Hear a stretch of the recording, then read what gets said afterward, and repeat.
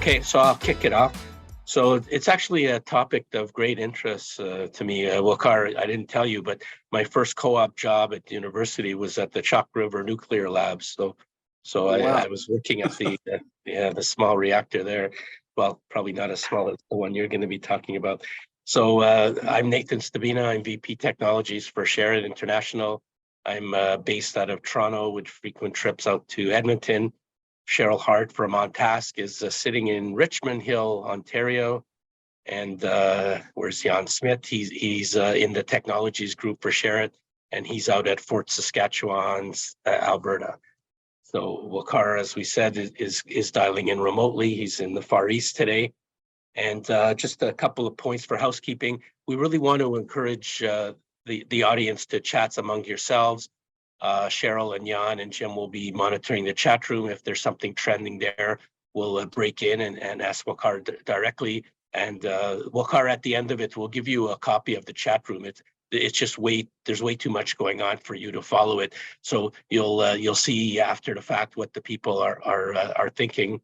And I just want to point out for the audience, on the website that you use to join, there's something called Ask the Expert. So if you want to after the fact, get in touch with myself or Jan or Cheryl or Waqar directly, just post a question there and we'll make sure that the appropriate person sees it and we can communicate with you as well.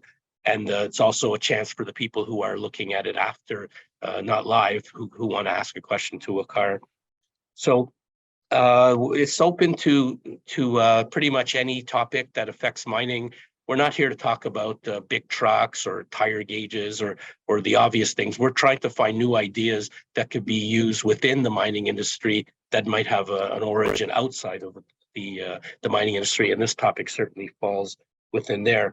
So today we're exploring the topic of small nuclear reactors that are being developed as a potential solution to the growing demand for energy while reducing greenhouse gas emissions. Waqar is a Senior Vice President, Commercial and Structured Financing for Ultra Safe Nuclear. He's responsible for leading business development activities in Canada for USNC's Micro-Modular Reactor products. He's an M&A executive with 20-year track record in building and financing nuclear, thermal, and renewable power projects. He's financed and built over $5 billion, that's B with a B, billion with a B, in energy projects for such firms as Enbridge, AMEC, Babcock, and Wilcox. And he has experience working with startups and multinational corporations and is well-traveled, as you can see today. And he's been to many places, including Norway, Dubai, and Calgary. Oh, you'll have to tell us about the Calgary one. Absolutely. So, Waqar, do you have any opening statements for us? Sure. First, I want to say hello and thank you, Nathan. And it's hello from Seoul, Korea. And for USNC, we're an international company. So we have offices in Korea, Poland, Finland, France, the US, as well as in Canada. I think the MMR, as we like to say, there's an old Buick commercial that says it's not your grandfather's Buick. A lot of people are familiar with nuclear. They think of very, very big, large nuclear plants. The new micro reactors are basically a battery. And the whole idea is, how can you supply nuclear power at an efficient cost and a shorter schedule? So that's in a nutshell what the MMR is. Over to you, Nathan. I think we have a video that describes it, and I'd be open to have a discussion after the video.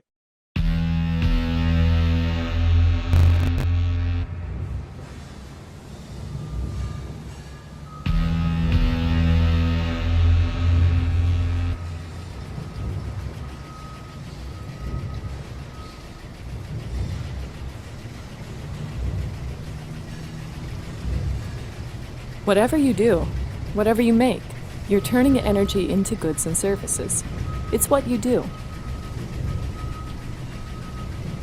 And you're probably burning fossil fuels for electricity and heat, unleashing carbon and pollutants into the atmosphere. Do you have a solid plan for reducing and eliminating your emissions? How will you power your business and drive growth in a zero-carbon future?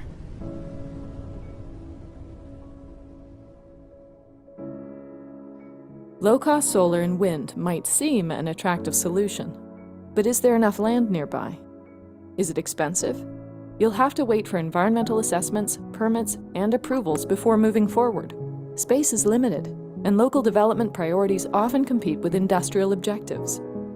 8 years later, it's built, but nature takes its own course. You'll need more panels, more wind turbines, and batteries. Lots of batteries. You might approach net zero, but at what cost? It's just not enough. You're still burning fossil fuels for emergency backup power and high-temperature processes. The electricity supply is expensive and unreliable. What now? Perhaps you've thought of using nuclear power, but these power plants can take 20 years to build, require large amounts of water nearby, and are hundreds of times too large for the majority of customers. Even if you are a large customer, most nuclear reactors can only supply low-temperature steam. It's just not that useful. And surrounding communities may not be on board with traditional nuclear power plants. You need something smaller, safer, and hotter.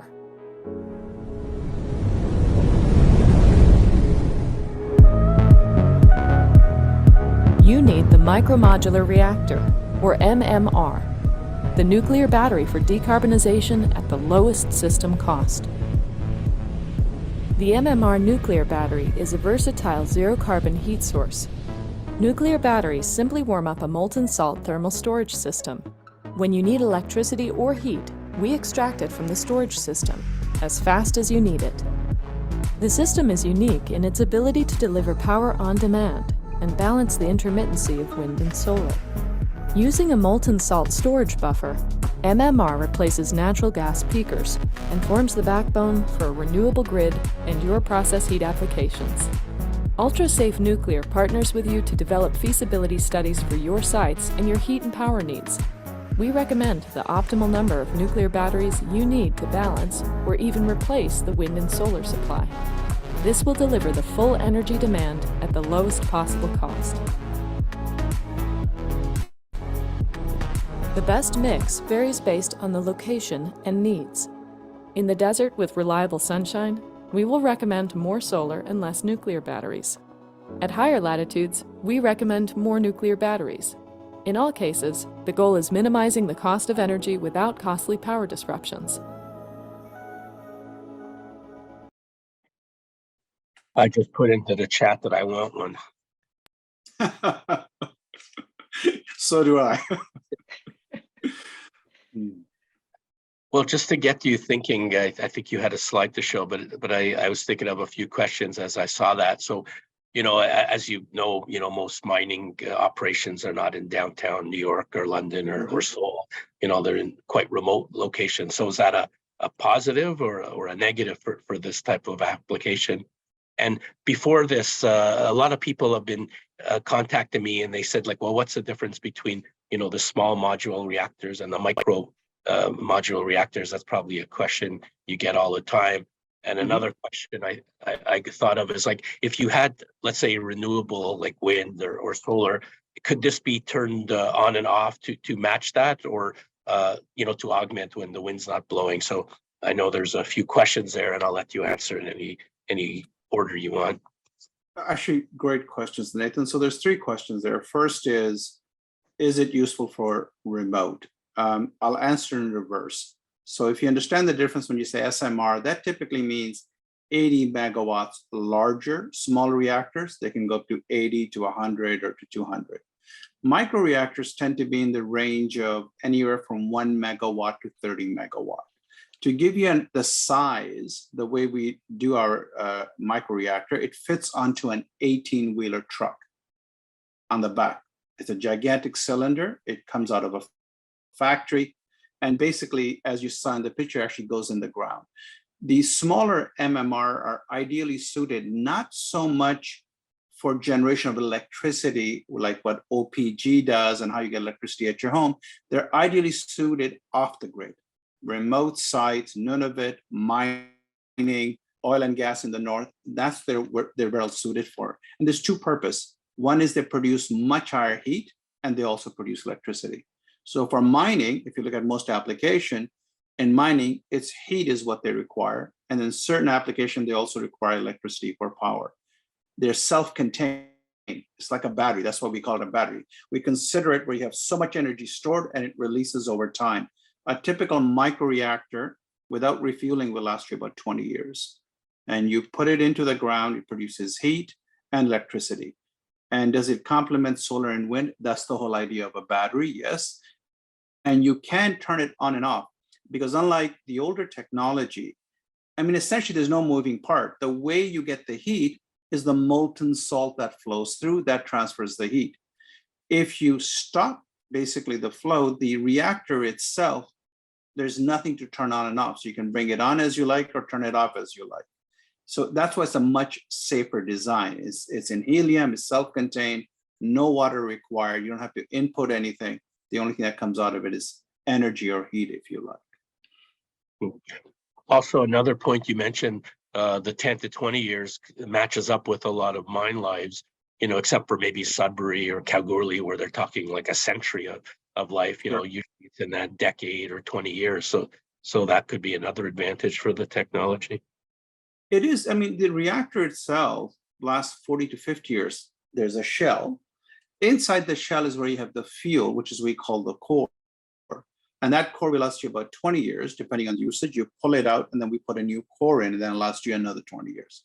So we can do long-term, you know, what they call purchase power agreement, where you deliver the heat or the electricity and you pay a fixed price for the long term. And we can do it up to 40 years for that, basically. So that's the intention. But I just want to make it clear that it's really meant for off-grid. Remote is where it makes a lot of sense. The traditional SMRs you're talking about, the 80 megawatt and the larger, they make a lot of sense just to generate electricity, deliver it in a major city, for example, right? There was a question about which molten salt does it use. Is that something you could talk about? Yeah, we can. It's actually actual salt that you would utilize. It's actually, it's not specialized salt overall, as people realize. So there are different heat transfer, but for us, we find that the molten salt works best because just to give you an idea, this MMR produces heat up to 650 degrees Celsius. That's fairly hot. And it runs much hotter than other technology. That's why it's well suited for the heat. And that salt can store up to 2 hours to 8 hours that heat that's instantly on demand, like a battery. It's essentially like a battery, but it's a heat battery. Cheryl was asking, where does the core go after it's 40 to 50 years? Does it, let's say you brought one of these to Argentina for a mine, like would it stay in Argentina or is there a grand plan to ship these back somewhere? So typically what happens in most nuclear enabled country like Canada, every nuclear plant, when you go through the licensing, there's an amount of money that's put into a fund for both to be able to clean up the site. And for the storage, for the fuel, it's the same as what OPG does, right? So you basically store it on exactly same site they have. Bruce has a site, and that's where the solid fuel would end up going. And just to understand that, and it's probably a question right after that, people typically ask, you know, what happens to the actual nuclear plant? If you were to continue with that video, what we would show you, because it's a small, we pull the reactor out and we return that site to a completely greenfield site, what it was before.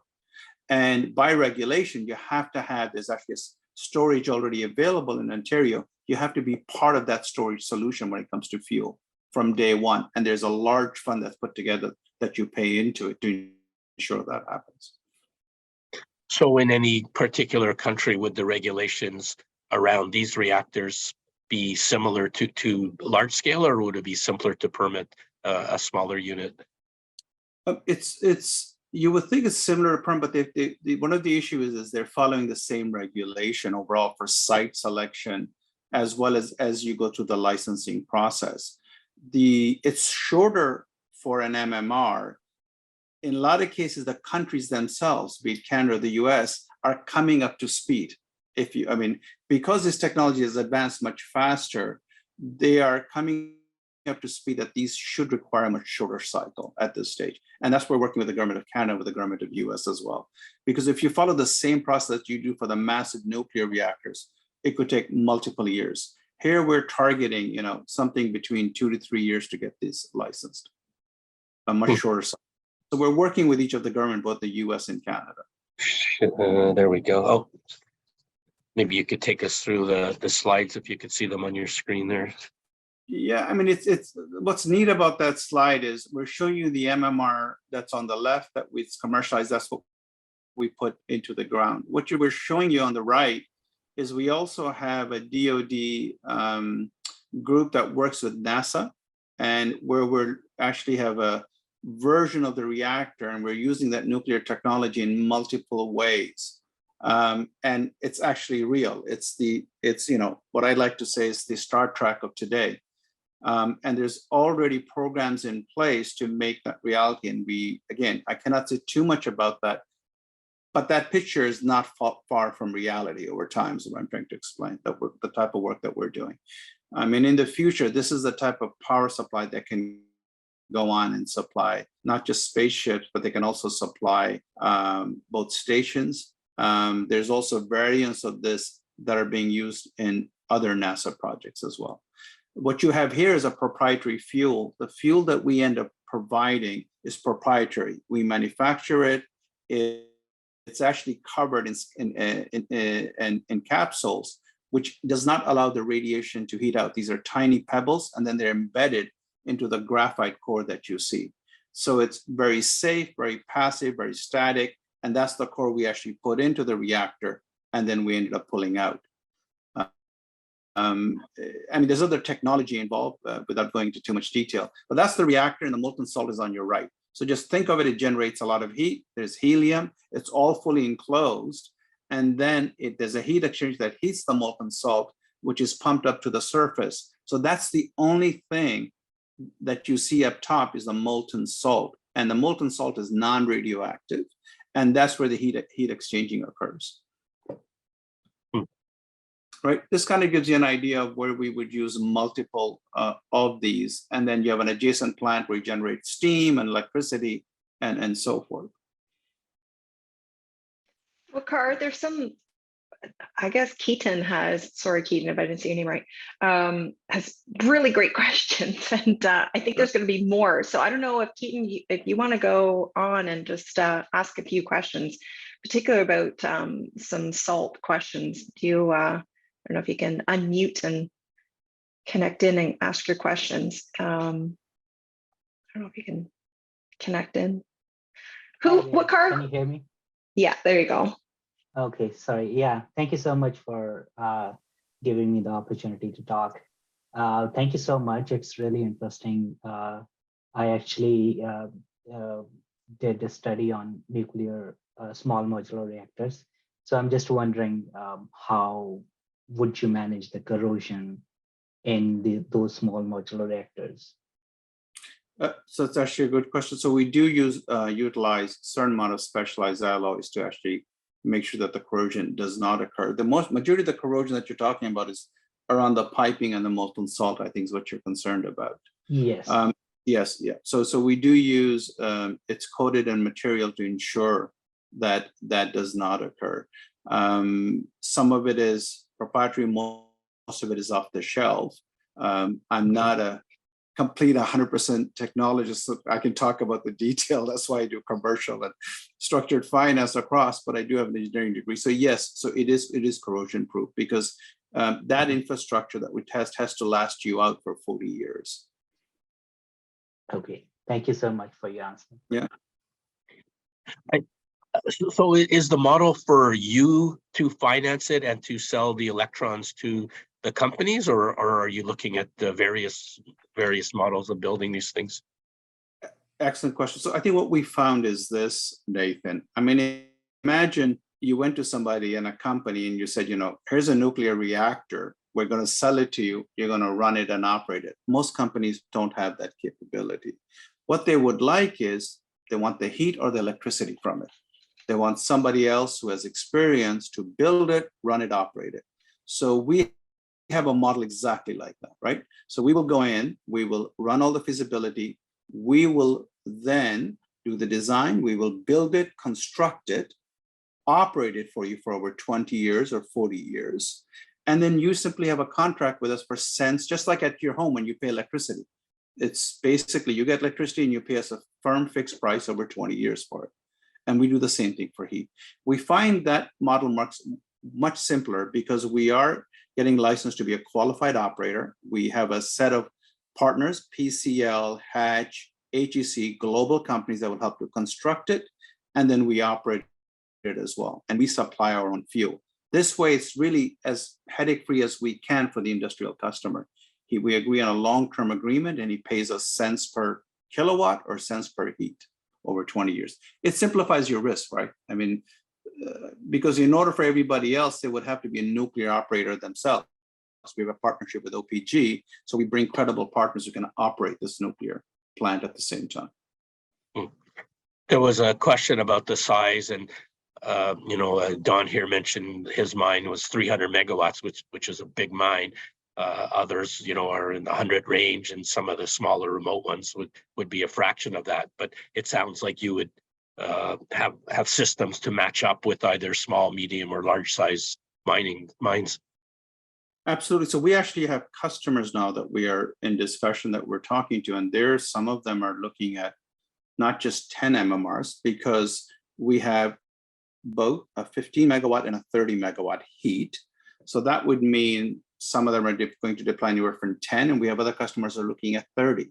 And the reason for that is, so in a 300 megawatt heat, that would be 10 of the 30 megawatt MMRs. And the reason for that is they're simpler to install, they're much simpler to operate, and you can stage it. That's why most of the customers, especially on the remote side, prefer that versus imagine a 300 megawatt nuclear plant. That's quite massive from a cost perspective, from the timing and the licensing and the amount of operation you would require.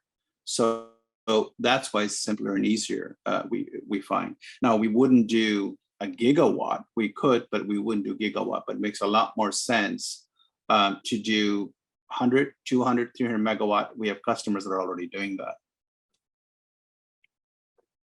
While we're chatting, there's a poll on the screen. We'll see how the audience is thinking. So when I started in this industry, which was many decades ago now, the first question people would ask is like, how much does the project cost, and how much, how many cents per kilowatt hour, and how many dollars per gallon of water. But now that's not even the top three questions. The first question is like, what's the carbon footprint? And you alluded to that in several of the slides. And, most mining companies have some plan. They want to be, net zero by 2050 and some target in 2030. But it looks like one of the big selling features of your technology is the CO2 footprint. So I'm sure you get that question a lot. Yeah, we do. So, nuclear is clean energy. So our footprint, we do not produce any gas, right? And so at the end, our greenhouse, our footprint is very small, it's zero, literally, when it comes to it. In most cases, we also complement, as I said, wind and solar as well. So I think when you hit one thing on the nose, that 2030, 2035, carbon tax is estimated to eventually reach $180 a ton. And a lot of our customers are struggling with that. Imagine you are remote and you need steady 24/7 power. What do? You can have wind and solar, but it's intermittent. And if you add batteries, it's very expensive. Plus, the power requirement from mines often is heat, high temperature heat, which is very inefficient to get from either solar or wind, because you have to convert energy to energy and then convert it. So that's why when you have an MMR, it makes quite a bit of sense, and they're able to meet their carbon footprint as well. So I'll give you a small example. In the US currently, they actually have programs where the US government will fund 50% of your projects if you reduce your carbon footprint by 75%.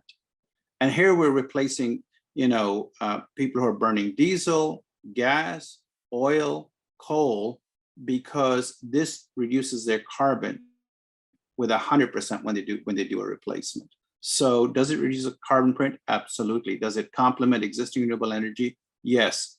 And it's very ideal for remote sites. Yeah, I'm not sure if you're familiar, but like in our industry, people will fly fuel up to the high Arctic to, Yes.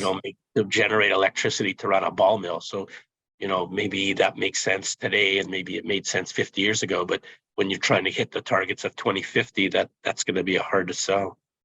Yeah, I'm going to give you an example. We did a feasibility study in Nunavut, and we looked at without giving any numbers, we looked at the cost of the diesel. I mean, you're talking about $20 million for a small community, right? Just on the diesel fuel that they're spending like on a monthly basis, not counting the diesel engines and the overhaul and so on.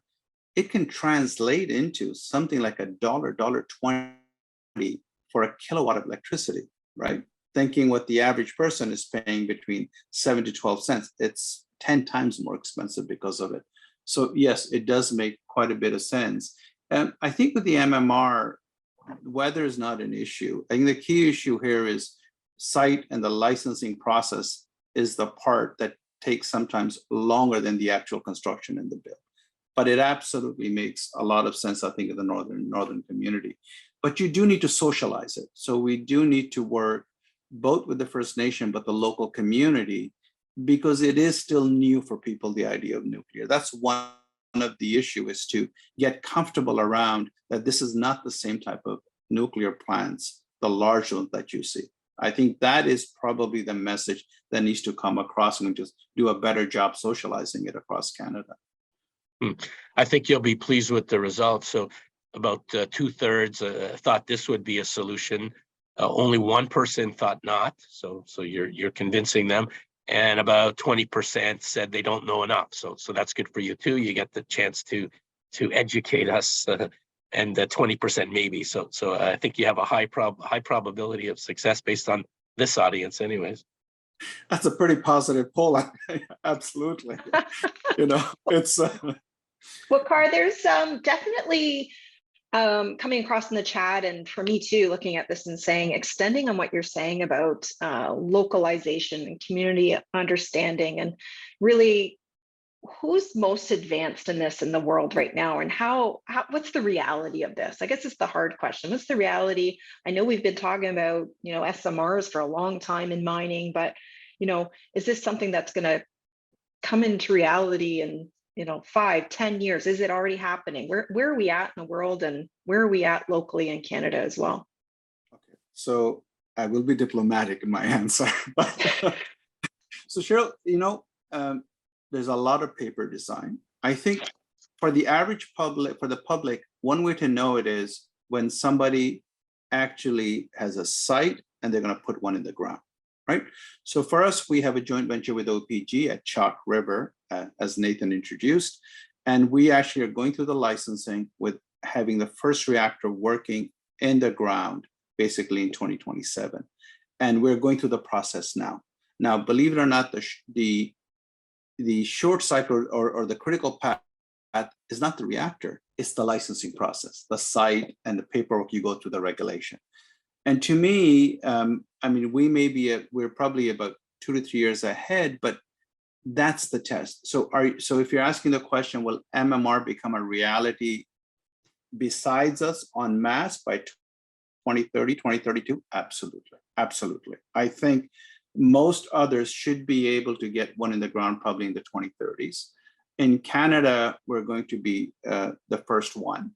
The customers, if you look at the industry demand, when we talk to industry, I can tell you both in the oil and gas and the remote, if they had one tomorrow, they would actually acquire it. So the demand from the customer is incredible. The demand from and the reason is very simple. Imagine you're CEO of a be it an oil and gas firm or a petrochemical or a chemical plant, and you're burning fossil fuel, and you're looking at $180 carbon tax coming at you. I mean, what solution are you going to do? You've already bought wind, you've already bought solar. This is a massive industrial plant, 7 by 24. What else can produce and give you that kind of power? And that's what we're seeing. And I'm not just talking about Canada, US, Poland, Finland. It's all across. The carbon tax is coming in the EU as well as here. So this is one of the few credible solutions they have. Lots of paperwork, but I believe that by the 2030s, you will see large amount of deployment. And the MMRs are going to be further ahead because they're smaller than the bigger SMRs, right? Yeah, there's a saying in mining that, everybody wants to be the first to be second. So, if they have the option of going down to Chalk River or some preferably some mine site to see it, even a small one in operation, I think that would go a long way towards selling the application. Absolutely. I mean, that's why what we did is we basically are quiet, but we're targeting, proof is in the pudding. So we're doing Chalk River. We're doing the same thing with Illinois University in the US, which is a research reactor. And we're actually working towards, so we'd have that in the ground in the same time frame. So you have in the US, you also would have in Canada. McMaster, we have an MOU and they're actually using our reactors as well. So McMaster will probably be one of the first commercial reactors that would actually go in the ground as well, right after Global First Power. And McMaster, as you know, already has a reactor that's been operating for 40 years. I mean, they run a center of excellence on nuclear. They have a nuclear engineering program and they cooperate around the world. So working with the universities, I think is very critical. So we work with universities such as McMaster in Canada. We work in Illinois in the US. We work with LUT in Helsinki, and the same thing we're doing in Poland. We find the universities is a very rich ground because it also allows you to train new engineers and expand how nuclear actually functions. So that research and that combination of academia makes a lot of sense to us in both in the socialization, but also creating a workforce that's going to come up. One of the issues of nuclear, we talk about the technology all the time, but there hasn't been a new nuclear plant built in a long time. So you have to educate and you need a new set of staff, right? You need a new set of workers that need to be able to understand this, not just engineers. And that's one of the biggest issues, people. So you have to be able to train them, bring them online, which creates a lot of jobs and training. So we work with First Nation to be more inclusive as well. And that is one of the biggest missing pieces as this catches on, both MMR and SMR. I think you'll be pleased with the second poll as well. It says who would win in a fight, micro or traditional, and 91% are going with the micro-modular reactor. So, well, people... I think nine of my reactors against one SMR would win that fight 9-1. There are some, it's such a mix of questions. It's really kind of interesting this time. I'd like to get to, the practicality of this. Someone I think was above Dawn was kind of asking, where would you find the synergies, like the common infrastructure? Are the MMRs meant to be standalone, or if you're, setting up your mine, how would you think about integrating this as part of your structure? And I kind of go back to the basics of, these are all really great ideas. How do we do it? How do we really visualize this? So we're actually doing feasibility study and we're working with customers already. Majority of the customers, in the industry, they say greenfield, brownfield. What brownfield means is you have an existing plant, you're burning coal, you're burning gas, it produces heat. Then you have a boiler that takes that steam, turbine electricity. We do a retrofit. What we're really doing is they're taking out that portion that burns the gas or burns the oil, and you're putting an MMR in while you're trying to preserve as much of that adjacent plant that generates the electricity. So they're retrofit. It's like, think about, where you put a battery in where you used to have a fire furnace, right? Like in your house. So it's a retrofit of about 80% of our customers. In the remote, of course, be it Nunavut and remote mines, in many cases, they're actually running diesel, as Nathan was mentioning, where they're actually flying in diesel, they're running these massive diesel engines, and you're replacing those with an MMR. So I would say about 70 to 80% are retrofits where the existing facility is burning a fossil fuel and they're replacing it with the MMR. So it's not so much greenfield. So you keep a lot of the other plant. And we work with the customer because we have complete engineering where we design it so it fits in with your adjacent plant. And we also bring in if there's any modification. When you say where we begin, I cannot name names, but in almost every field, from the food industry to the mining, we have multiple customers already that we're now going through both feasibility study to work through with them, both in US, Canada, Poland. A lot of this is public because you'll see the memorandum of understanding that we have with some of the largest companies. So for the industry, this is today, it's now. That's one of the things that I wanted to get across. I was at a recent workshop in the nuclear, and one of the things I was surprised is how a lot of the people are thinking 2030, 2035. We're talking to customer, it's now. Meaning you got to get in now so they can do the feasibility study. It takes a few years to look at the site, get the licensing, and then you start to do the construction. Most of these customers would like to start now. It's that start because they see 2030 and 2035 coming. I didn't really ask you about, cost comparison with other Sure. low carbon energy sources or even higher carbon, but is that part of the equation, or are you looking at it as more than just the cents per electron, or are you also, how do you look at that equation? So we look at that equation the way our customers do, and our customers are corporations that make money. So when they want to replace oil or gas or coal, they're asking us, this is the cost for what I do to burn gas. I look at the cost of either I do carbon capture, where I either put it in the ground, or do I pay the carbon tax? And you have to be lower than that. So on a levelized cost basis, we have to meet that competitive price, or it doesn't work, because we are obviously guaranteeing them a long-term cents per kilowatt PPA, right? So we have to be competitive on levelized cost. And especially where you need heat, it's incredibly competitive. So we're not having an issue. In electricity, it's competitive only in remote areas, the MMR. So the MMR, very frankly, is not going to work because you want to supply Toronto. The larger SMR are much more efficient for that. So we're much more for electricity in remote areas where you're paying high tariff because you're using diesel engines and so on. But for heat, industrial areas, and we're competitive, absolutely, because we'll do a PPA. I mean, there's nothing like saying, I'm going to guarantee you a price at so many cents per heat or per kilowatt for over 20 years. And that yes, I think is fairly competitive. And let me just add to that. I see Adrian Bradford mentioned here that there's actually a 300 megawatt SMR plant for Darlington. So they're using a GE Hitachi one. Yes. It's an on-grid application. It's moving ahead. So, it's reassuring that some of this stuff is coming to reality. So it's great information here.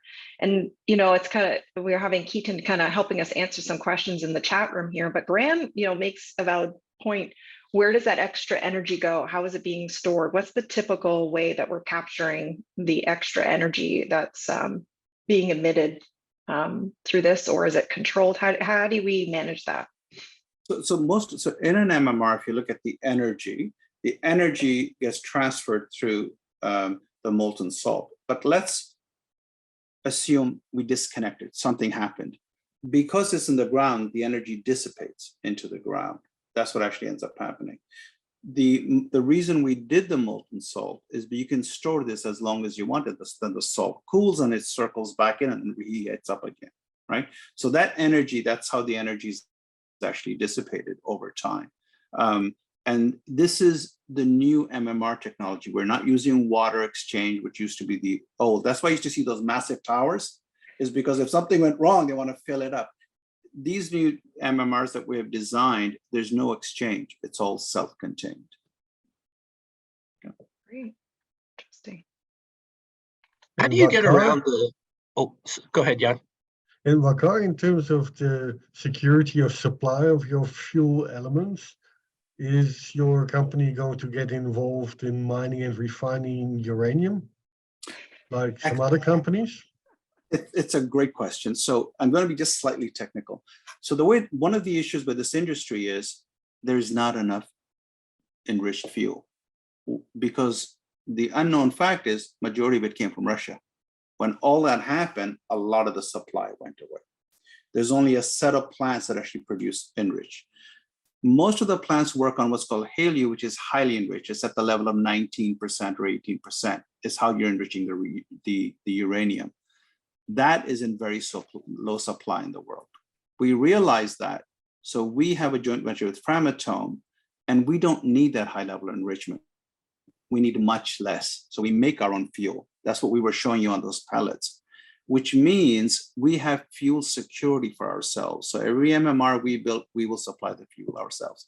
It's a huge advantage because we have a deal with Urenco, so we have a long-term supply.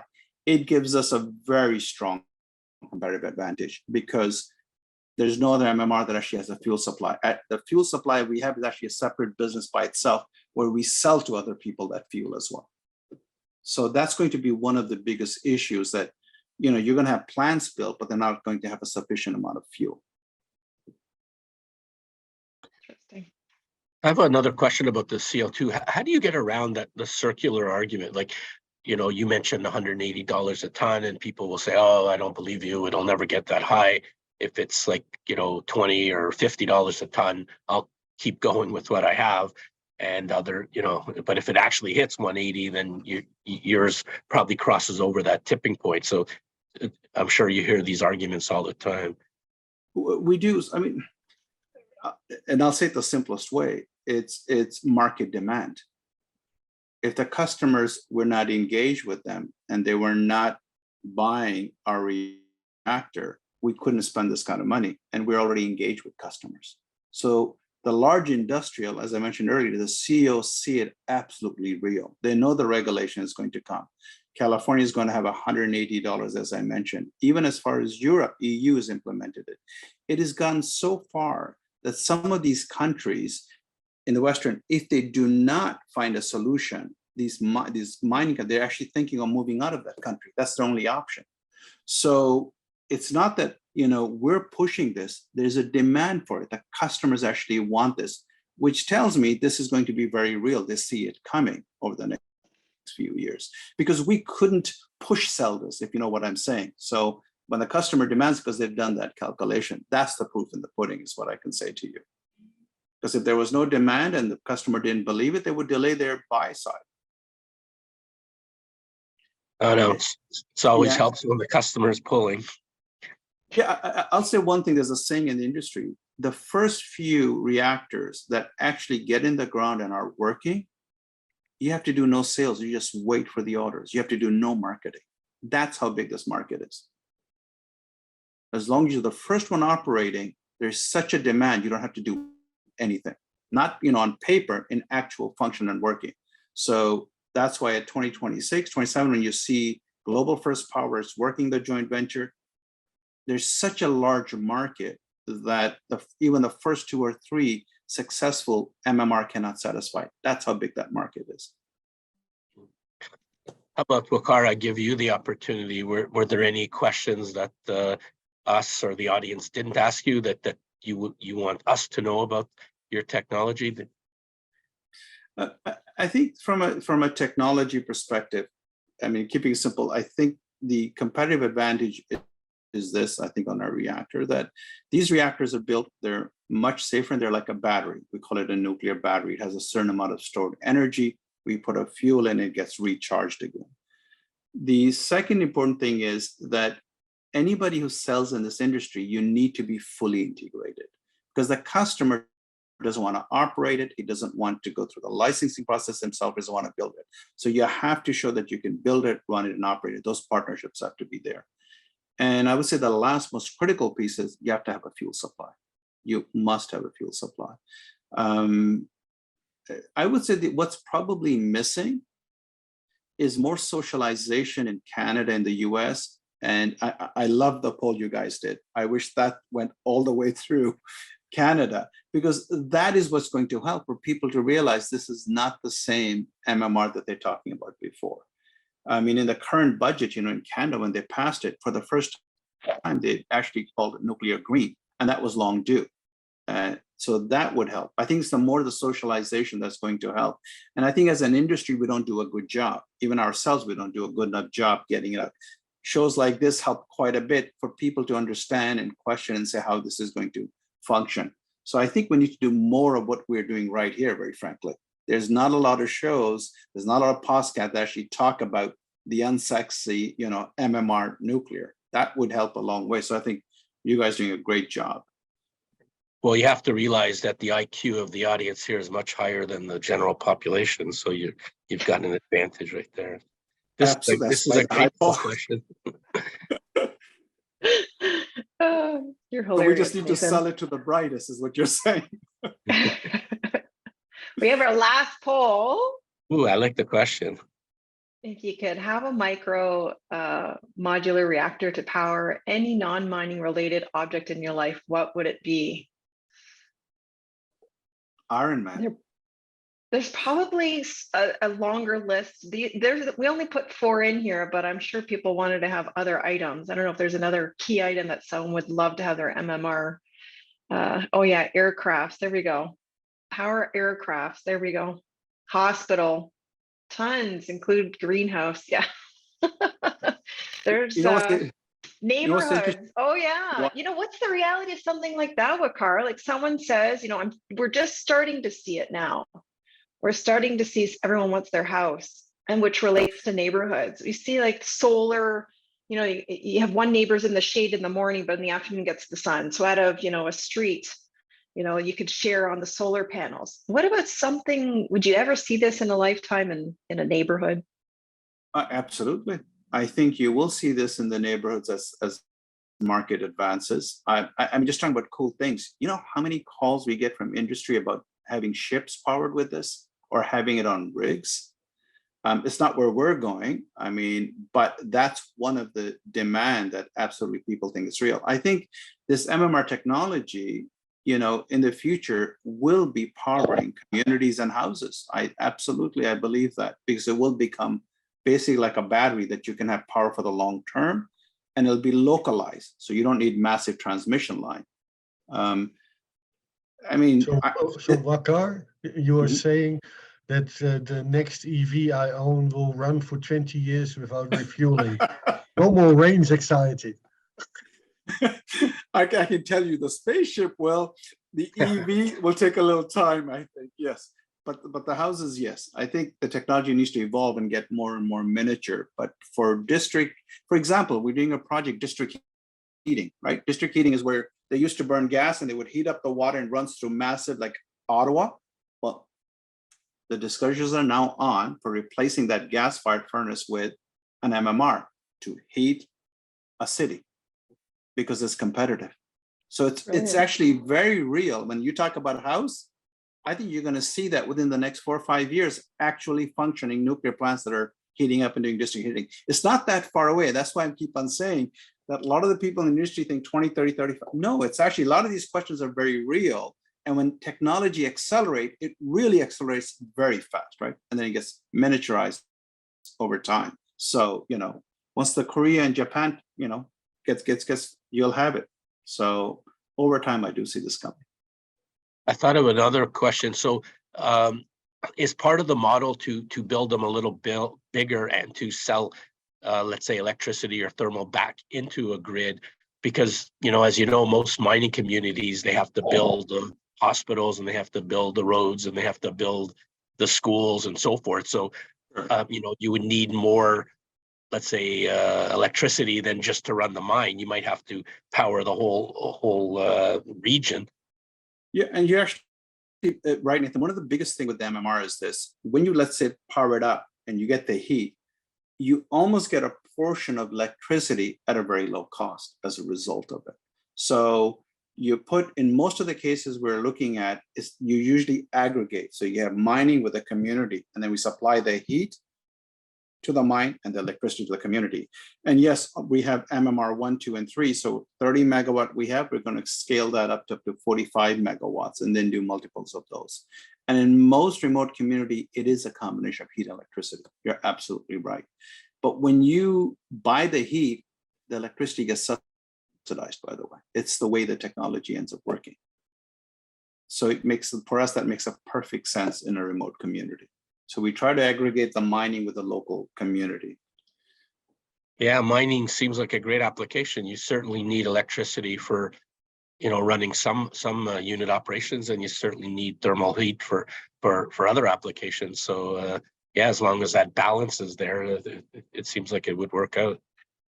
So we have mines as far out as, absolutely, we have them in northern Alberta, we have them in Wyoming, and we're talking to them in Bulgaria and Poland. This is truly an international demand because most mining companies are global. Once they test on one site, they want to try the same thing on multiple sites for mining. So absolutely, we see mining as a great place, especially with diesel fuel, which a lot of them will end up burning. It's very pollutant, very heavy, and very costly. It doesn't give you any security. So it makes a lot of sense, yes, for mining. Yeah, I mean, even the jurisdiction, if you're in Ontario or British Columbia, it's fairly green electricity or Norway from hydro, whereas your other jurisdictions, you're burning brown coal. So yeah, it would be very, very dependent on the jurisdiction. Absolutely, yes. Especially when you require a combination of heat and electricity, it actually works out very well on the long term. Mm-hmm. So Waqar, I'm just kind of looking at who's in the audience, how the polls have gone. It seems like you've got, I don't know, advocate's the right word, but definitely a positive crowd about this. What would be one of the big key take home to spread and educate everybody else about having smaller nuclear options? What would be the key way that you would suggest for us to help advance us in this energy source? They're safe. They're like a battery. They go into the ground and they operate for 20 years. They're inert. It's really that simple, right? It's not the massive, do not compare to the old large nuclear, right? It's that safe. And it's literally comes off, we modularize it. So it comes off the back of a truck, goes into the ground and operates out a battery, and it complements. It's what I would call zero carbon, long-term stable supply. That's what I would say. That's what you need to change.